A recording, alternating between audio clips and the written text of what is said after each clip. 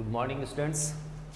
Previous class में अपने Heisenberg के अनिश्चितता सिद्धांत पढ़ा था। फॉर्मूला आया था delta X dot delta P equal और greater than H upon 4 pi.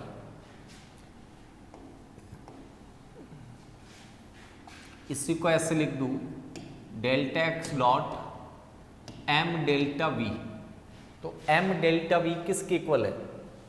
Delta P के, H upon 4 pi. Delta X स्थिति में अनिश्चितता, डेल्टा पी संवेग में अनिश्चितता और डेल्टा वी वेग में अनिश्चितता। क्वेश्चन समझना, यदि वेग में अनिश्चितता, वेग में अनिश्चितता 5 गुणा 10⁻³ मीटर प्रति सेकंड हो तो संवेग में अनिश्चितता ज्ञात कीजिए। संवेग में अनिश्चितता ज्ञात कीजिए। यदि इलेक्ट्रॉन के वेग में अनिश्चितता इतनी हो तो संवेग में अनिश्चितता ज्ञात कीजिए। अब आप इसको कंफ्यूज ऐसे हो जाओगे कि अपने को डेल्टा पी पूछा है, डेल्टा एक्स दिया हुआ नहीं है, तो आप इस फॉर्मूले से एम डेल्टा बी को यहां रखकर पहले डेल्टा एक्स ज्ञात करोगे, फिर डेल्टा एक्स की वैल्यू यहां रखकर डेल्टा पी करोगे। इतना करना ही नहीं है, इन दोनों की कंपैरिजन कर लो। ये डेल्टा पी मैंने किसकी जगह लगा है? M delta B. इसका तो सीधा आंसर आया, डेल्टा पी बराबर होगा एम डेल्टा वी। इलेक्ट्रॉन की बात कर रहे हैं तो इलेक्ट्रॉन का द्रव्यमान कितना है? 9.1 गुणा 10⁻31 यूनिट आ गई किलोग्राम। वेग में अनिश्चितता दे रखी है 5 गुणा 10⁻³ मीटर प्रति सेकंड। हल कर लिया, 9×5 45, 45.5 इंटू 10⁻34 किलोग्राम इंटू मीटर प्रति सेकंड। कुछ नहीं करना, डेल्टा वी दे रखा है, एम पता है, डेल्टा पी फाइंड कर लिया। यहां तक की बात आपके समझ में आ जानी चाहिए। तीसरा और आगे समझना न्यूमेरिकल, यदि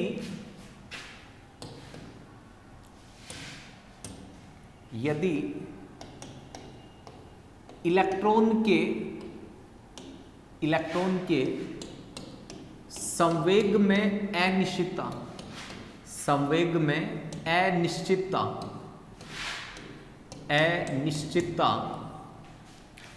10⁻⁻10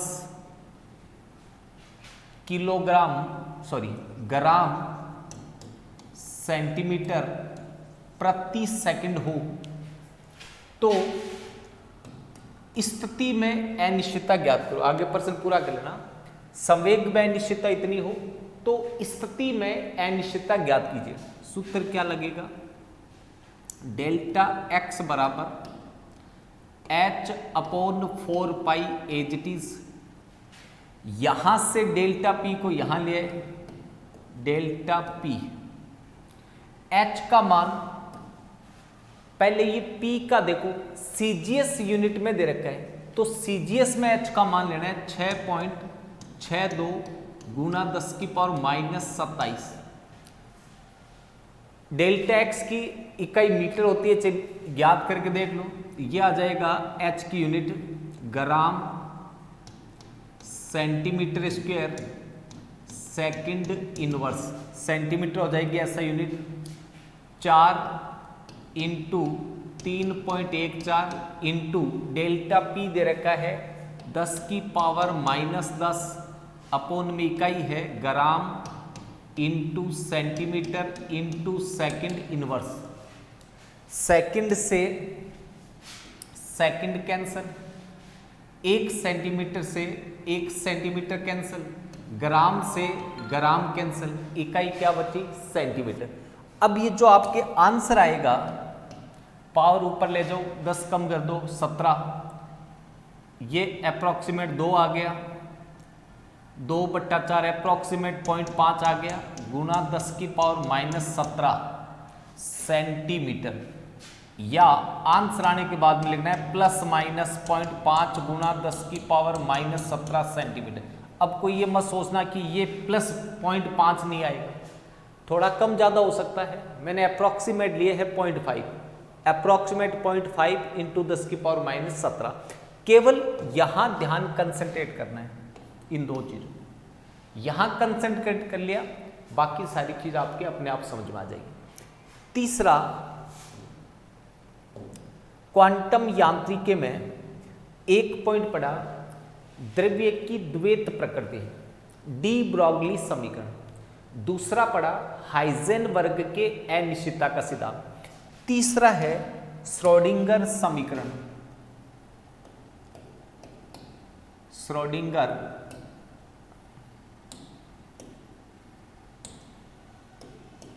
श्रोडिंगर समीकरण। क्वांटम यांत्रिकी में तीसरा पॉइंट है श्रोडिंगर समीकरण। इससे इलेक्ट्रॉन के पाए जाने की प्रायिकता निर्धारित की जाती है। इसको ज्ञात करने का सूत्र समझना, delta square upon delta X square plus delta square upon delta Y square plus delta square upon delta Z square plus 8 pi square M upon H square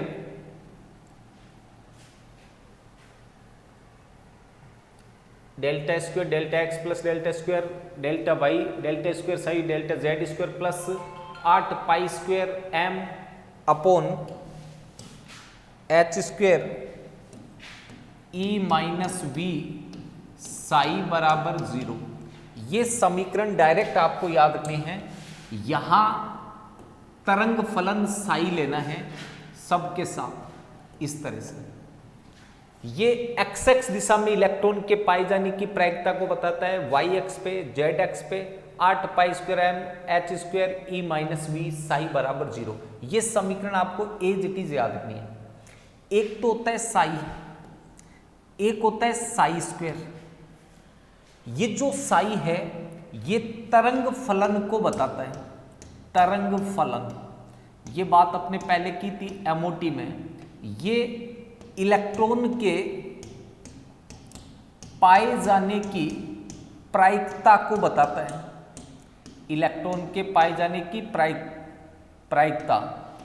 अब ये कैसे वो समझना, इस तरह से साई की वैल्यू आती है, यहां साई 0 यहां प्लस यहां माइनस, इस तरह से तरंग बनी ऐसे। तो ये plus phase minus phase plus phase.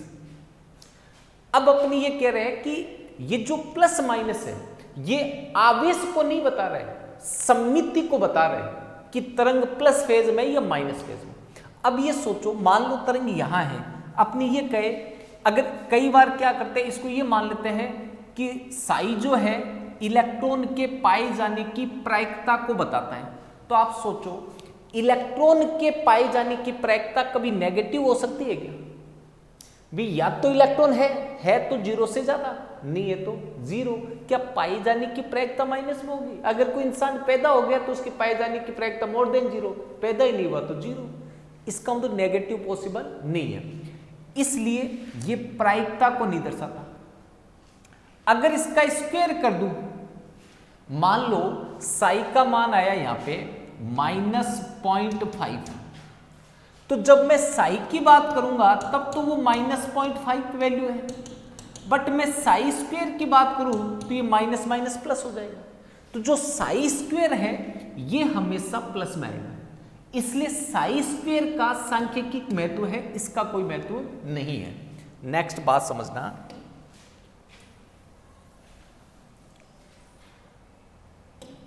X Y Z दिशा निर्देशांक को बताते हैं।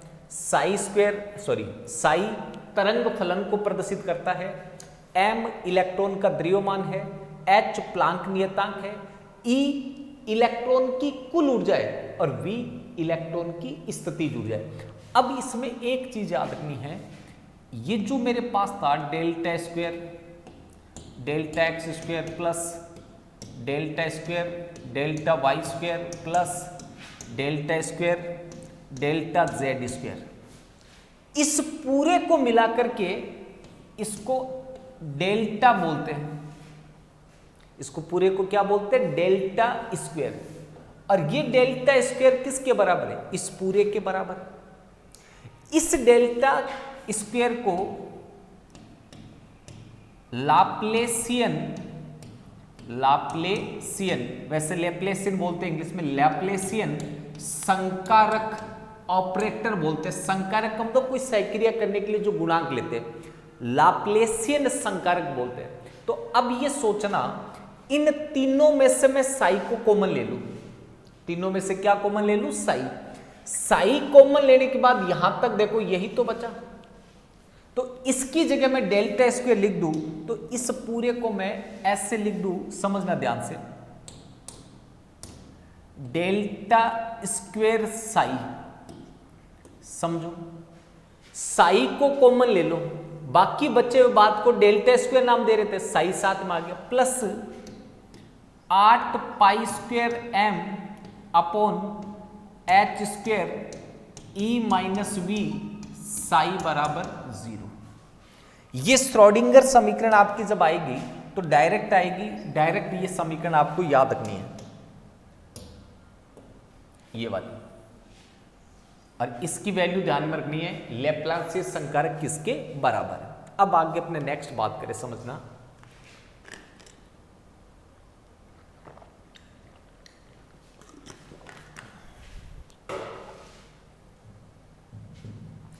पहले एक छोटी सी बात करें फिर आगे चलेंगे। कक्षक ऑर्बिटल बोलते इसको, ऑर्बिटल। ध्यान से बात को समझना, ये मेरे पास नाभिक है, ठीक है। इस नाभिक के त्रिविम दिशा में, त्रिविम दिशा का मतलब X axis, Y axis, Z axis, इस त्रिविम दिशा में जहां पे भी इलेक्ट्रॉन के पाए जाने की प्रायिकता सर्वाधिक हो, इलेक्ट्रॉन पाए जाने की प्रायिकता सर्वाधिक हो, उस स्थान को कक्षक बोलते हैं, अंग्रेजी में ऑर्बिटल बोलते हैं। जैसे मान लो मैं सीधी परिभाषा से को, ये नाभिक है, ये त्रिविम में इलेक्ट्रॉन इसके तीनों दिशाओं में X axis, Y axis, Z axis में कहीं घूम रहा होगा, तो जहां पे एक निश्चित टाइम पर इलेक्ट्रॉन के पाए जाने की प्रायिकता सर्वाधिक होगी, उस स्थान को कक्षक बोलते हैं। उस स्थान को क्या बोलते हैं? कक्षक। दोबारा भी इसकी बात करेंगे। एक अपने पढ़ा था कक्ष, जिसको ऑर्बिट बोलते हैं। कक्ष को क्या बोलते हैं? ऑर्बिट। इसकी भी थोड़ी देर बाद बात करेंगे। कक्ष को किससे रिप्रेजेंट करते हैं? ऑर्बिट से। ऑर्बिट अपने बोर परिकल्पना में पढ़ा था।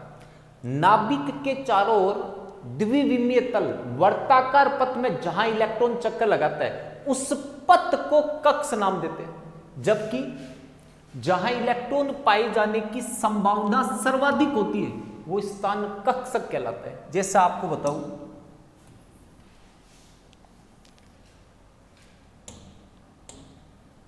समझना ध्यान से, आप ए स्कूल के 11th बायो क्लास में पढ़ते हो, 11th बायो क्लास में पढ़ते हो। स्कूल टाइमिंग है 7:30 से 1:30 बजे तक, 7:30 AM से 1:30 PM ले लेते हो, 1:30 PM। अब बात समझना, ये स्कूल है, इस स्कूल में अलग अलग कमरे बने हुए हैं, जिनमें से ये 11th बायो क्लास है मान लो, ठीक है। ये आपका घर है, आप रोज घर से स्कूल जाते हो, स्कूल से वापस घर आते हो, स्कूल से जाते हो आते हो, तो ये जो पथ है ना, ये पथ आपके लिए कक्ष कहलाता है। पथ आपके लिए क्या कहलाएगा? कक्ष।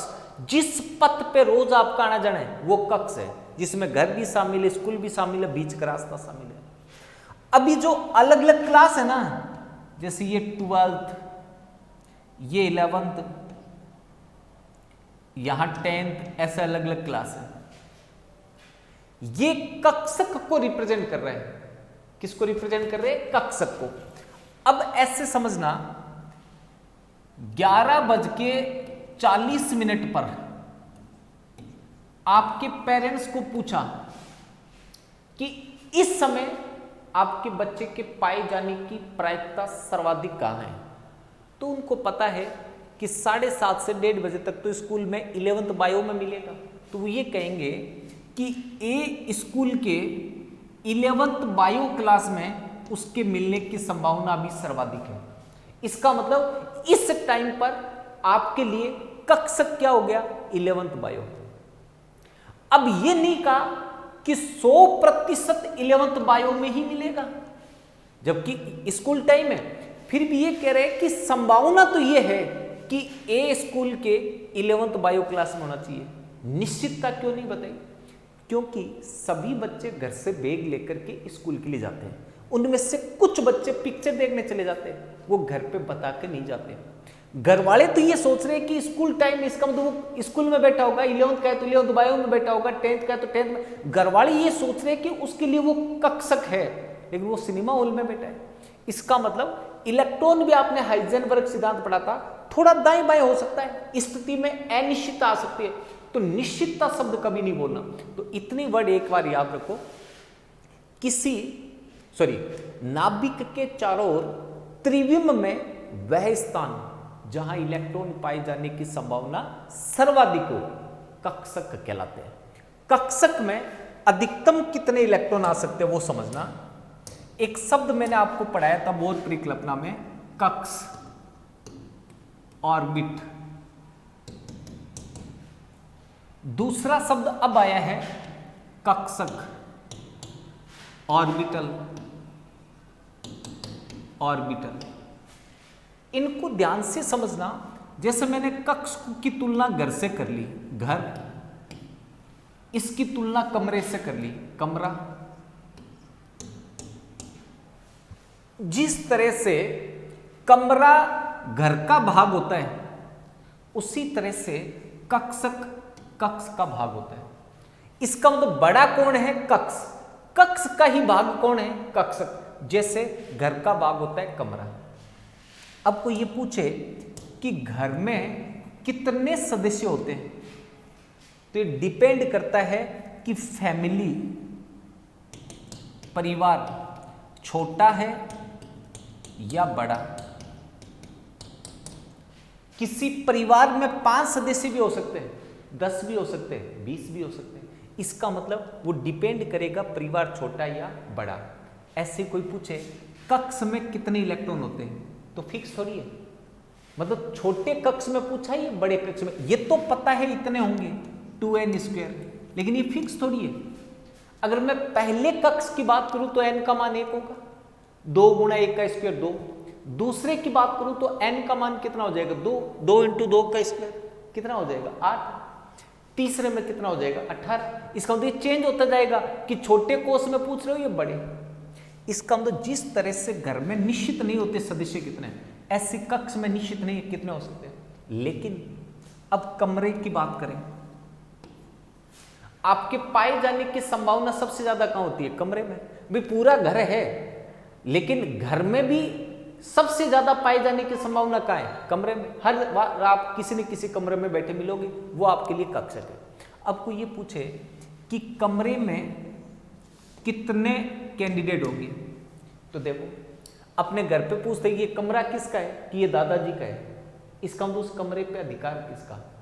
अकेले दादाजी का थोड़ी है, उस कमरे पे अधिकार दादाजी का भी है और दादी जी का भी। मतलब उस कमरे में कौन रहते हैं? दादाजी और दादी जी। कितने हुए? 2।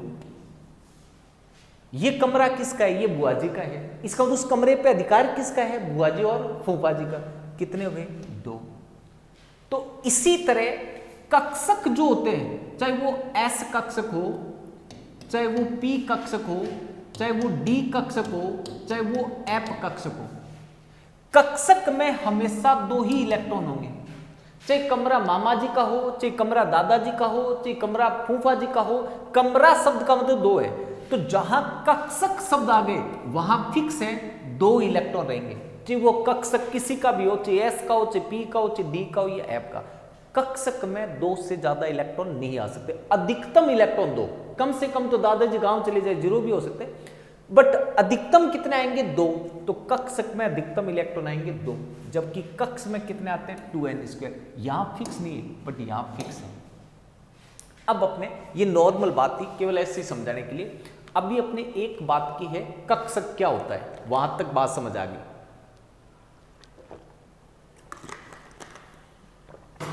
अब मैं उपकोष की बात करूं, उससे पहले आपके लिए एक पॉइंट लिखता हूं ताकि आपको उपकोष आसानी से समझ आ जाए। परमाणु में, ये सीधा लिख दो, परमाणु का अभिविन्यास।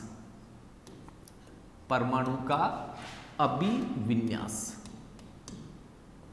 परमाणु का अभिविन्यास। अब ध्यान से समझना,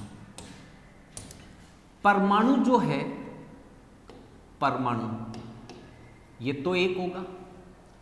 परमाणु में एक से ज्यादा कक्ष होते हैं, कक्ष या कोष, एक ही बात है, कक्ष या कोष, जिनको बोर ने n से प्रदर्शित किया था। इस n को मुख्य क्वांटम संख्या n बोलते हैं। कक्ष जो है उपकोष में विभाजित होता है। कक्ष किस में बंटा होगा? उपकोष में। कोष, कोष के बाद उपकोष या कक्ष, उपकक्ष। उपकोष जो है ये कक्षक में बंटा होता है। और इलेक्ट्रॉन डांस किस में करते हैं? कक्षक में। इसका मतलब इलेक्ट्रॉन किस में मिलते हैं? कक्षक में। अभी यही तो पढ़ा, नाभिक के 4 त्रिविम में वह स्थान जहां इलेक्ट्रॉन पाए जाने की संभावना सर्वाधिक हो, वो कक्षक है। इलेक्ट्रॉन कक्षक में रहते हैं। कक्षक किसके भाग है? उपकोष के। उपकोष किसके भाग है? कोष के। और कोष किस में होते हैं? परमाणु में। तो अभिविन्यास में मैं कुछ इस तरह से लिखूं, समझना। ये मेरे पास में नाभिक है, इसके चारों तरफ मैंने कोष बनाए ऐसे।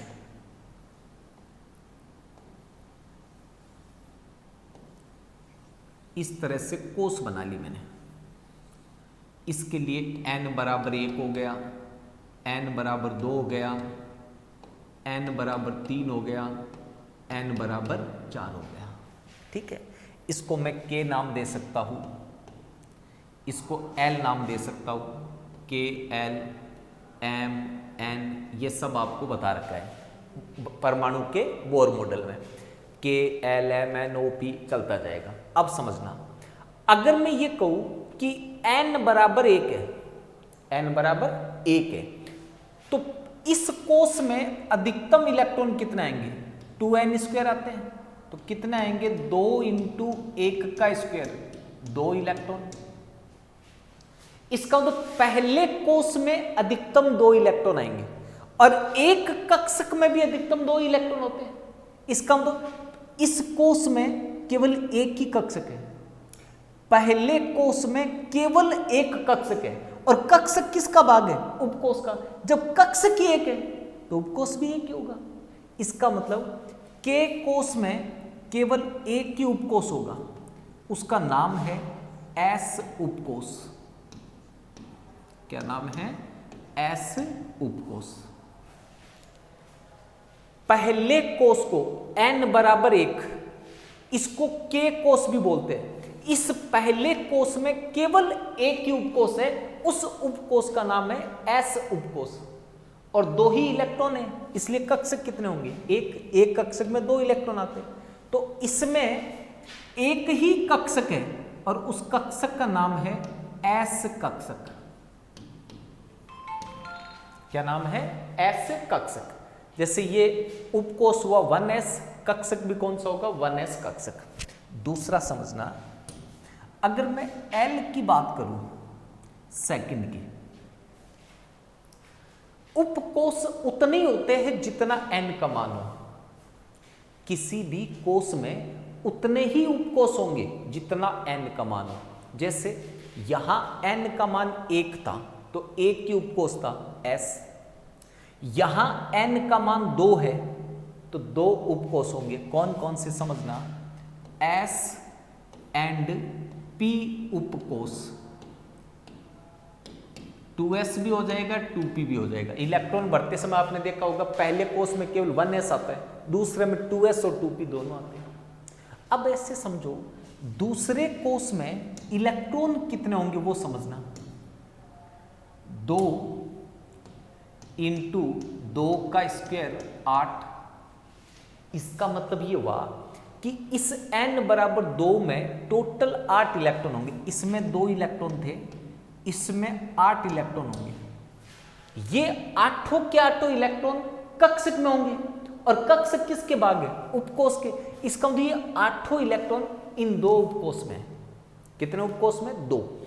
s में अपने पढ़ चुके हैं, एक ही कक्षक होगा, एक कक्षक। अभी 2 मिनट पहले पढ़ा है, नीचे लिखा हुआ पढ़ा है। चाहे वो 1s हो, 2s हो, 3s हो, उससे कोई मतलब नहीं है। s उपकोष में एक ही कक्षक होगा। अपने पास 8 इलेक्ट्रॉन है। 8 इलेक्ट्रॉन बढ़ने का मतलब एक कक्षक में 2 से ज्यादा नहीं आते। तो 8 इलेक्ट्रॉन के लिए कितने कक्षक चाहिए? 4। तो 4 में से एक तो आ गया s, बचे हुए 3 किस में होंगे? p में। इसका मतलब p में 3 कक्षक होते हैं। p में कितने कक्षक होंगे?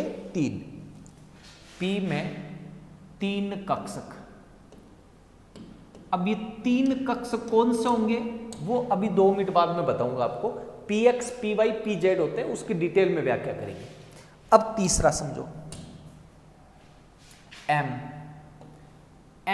के अंदर n का मान 3 है।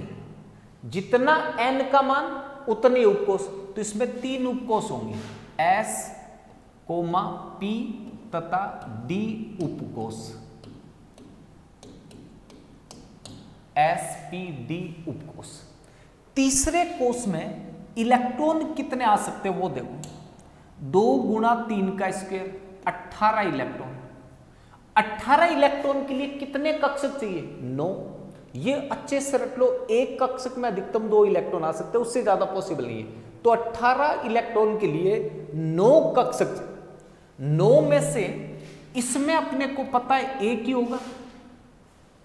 s उपकोष में कितने कक्षक होंगे? 1। p में कितने होंगे? 3। ये पढ़ चुके अपने। s में 1 होगा, पढ़ चुके।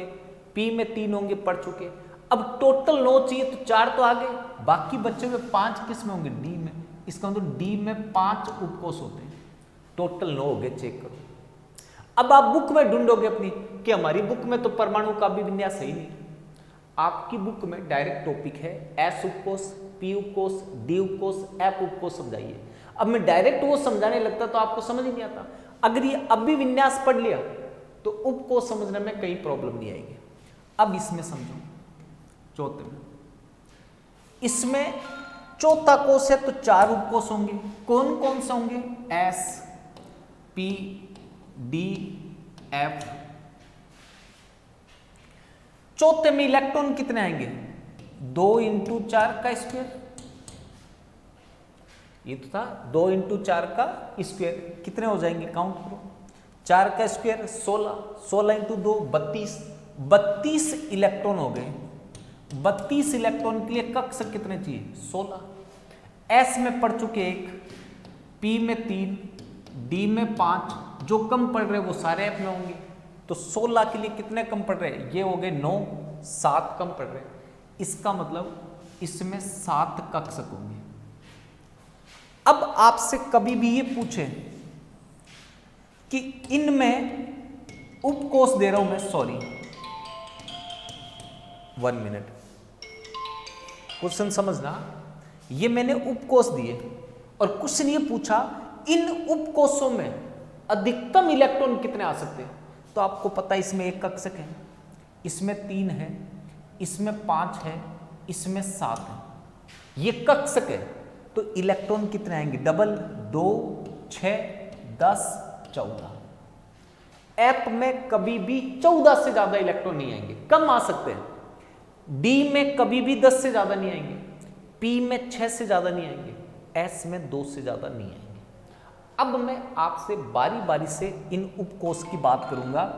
वो अपन सबसे पहले, जैसे मान लो मैं एस उपकोष की बात करूंगा, तो एस उपकोष के लिए आप क्या बोलोगे? देखो n बराबर 1, n बराबर 1 तथा आगे के सभी मुख्य कोषों में एस उपकोष पाया जाता है। चेक करो, n बराबर 1 में भी एस, 2 में भी है, 3 में भी है, 4 में भी है, 5, 6 सब में आएगा। दूसरा पॉइंट, एस उपकोष में केवल एस उपकोष में केवल एक ही कक्षक होता है, अतः इसमें अधिकतम 2 इलेक्ट्रॉन आ सकते हैं। 2 बात खत्म होगी। इसकी आकृति गोलाकार होती है, ये याद रखनी है, कल चित्र भी बनाएंगे इसका। 3 पॉइंट हो गए। फिर इनके चित्र, नोडीय प्लेन, नोडीय तल, नोडीय पृष्ठ, वो कल बात करेंगे। अब ऐसी पी का पूछा, तो इस अभिविन्यास से आप पी के बारे में क्या क्या बता सकते हो? आपकी बुक में 4-4 पॉइंट दे रखे हैं, 3 तो डायरेक्ट ही पता चल रहा है। देखो n बराबर 1 में पी नहीं है, केवल एस था। n बराबर 2 में पी है, 3 में है, 4 में है, आगे सब में होगा। तो मैं सीधा बोलूं n बराबर 2 तथा आगे के सभी मुख्य कोषों में p उपकोष पाए जाते हैं। देख लो। दूसरा पॉइंट, p उपकोष में 3 कक्षक होते हैं, p उपकोष में 3 कक्षक होते हैं, इसलिए अधिकतम 6 इलेक्ट्रॉन आ सकते हैं। डी में आ जाओ, कहां से स्टार्ट हो रहा है? n बराबर 3, पहले नहीं आया, इसका मतलब n बराबर 3 और आगे के सभी मुख्य कोषों में d उपकोष पाए जाते हैं। दूसरा पॉइंट, d उपकोष में 5 कक्षक होते हैं, इसलिए अधिकतम 10 इलेक्ट्रॉन आ सकते हैं। अगला पॉइंट, f उपकोष n बराबर 4 तथा आगे के सभी मुख्य कोषों में f उपकोष पाए जाते हैं। दूसरा पॉइंट, f उपकोष में कुल कक्षकों की संख्या 7 होती है, इसलिए इसमें अधिकतम इलेक्ट्रॉन कितने आ सकते हैं? 14। इसकी आकृति गोलाकार होती है, इसकी डमलाकार होती है, इसकी द्विडमलाकार होती है, ये जटिल आकृति होती है। गोलाकार, डमलाकार पी की, डी की डबल डमलाकार, एफ की जटिल। अब अगर ये कहे कि 1s और 2s में से किसकी आकृति गोलाकार होगी, तो अपने ये कह रहे s उपकोष हमेशा गोल होगा, तो फिर 1s और 2s में फर्क क्या होगा? तो आपने त्रिज्या का सूत्र पढ़ा था, r बराबर n² बट्टा z इंटू 0.529 एंगस्ट्रॉम। जैसे जैसे n बढ़ेगा वैसे वैसे त्रिज्या बढ़ेगी, त्रिज्या बढ़ेगी तो आकार बढ़ेगा। आकार और आकृति 2 अलग अलग चीजें हैं, ऐसे समझो। फुटबॉल, सचिन जो खेलता था वो बॉल, होम्योपैथिक डॉक्टर जो गोली देता है वो गोली। इन तीनों की आकृति समान है, ये तीनों गोल है, तीनों गोल है मतलब आकृति समान है, आकार समान नहीं है। इसका आकार सबसे बड़ा है, इसका आकार सबसे छोटा है। सेम चीज इसमें याद नहीं है, 1s, 2s, 3s, 4s सभी में s उपकोष है। आगे जो लिखा है 1, 2, 3, 4 ये n का मान है। n चेंज होगा तो त्रिज्या चेंज होगी, त्रिज्या चेंज होगी तो आकार चेंज होगा। तो इन सब का आकार तो गोलाकार होगा, त्रिज्या क्रम से बढ़ती जाएगी। 2p, 3p, 4p, 5p सबकी आकृति डबलाकार होगी, आकार क्रम से बढ़ता जाएगा। 3d, 4d, 5d सबकी आकृति द्विडमलाकार होगी, लेकिन आकार क्रम से बढ़ता जाएगा। वो सब चीजें कल पढ़ेंगे, आज तो केवल आपको इतना ही याद रखना है, समझना। परमाणु में कक्ष या कोष होंगे जिनमें अधिकतम इलेक्ट्रॉन 2n² होंगे। कक्ष या कोष उपकोष में बंटे होंगे, जितने कोष का मान होगा उतने ही उपकोष होंगे। n का मान 4 तो 4 उपकोष, n का मान 3 तो 3 उपकोष। उपकोष कक्षक में बंटे होंगे और कक्षक में ही इलेक्ट्रॉन पाए जाते हैं। इलेक्ट्रॉन कहां पाए जाते हैं? कक्षक में। एक कक्षक में अधिकतम कितने इलेक्ट्रॉन? 2। फिर ये अभिविन्यास लिखने हैं। पहले कोष में एक उपकोष, दूसरे में 2, तीसरे में 3, चौथे में 4, पांचवें में 5, आगे चलते जाएंगे sp d f ऐसे। यहां एक कक्षक T में 3 कक्षक, D में 5, F में 7। इसको अच्छे से अभिविन्यास को समझ लो ताकि कल ये उपकोष पढ़ाए तब कोई प्रॉब्लम नहीं है। आज के लिए इतना काफी है। Thank you, have a nice day, God bless you.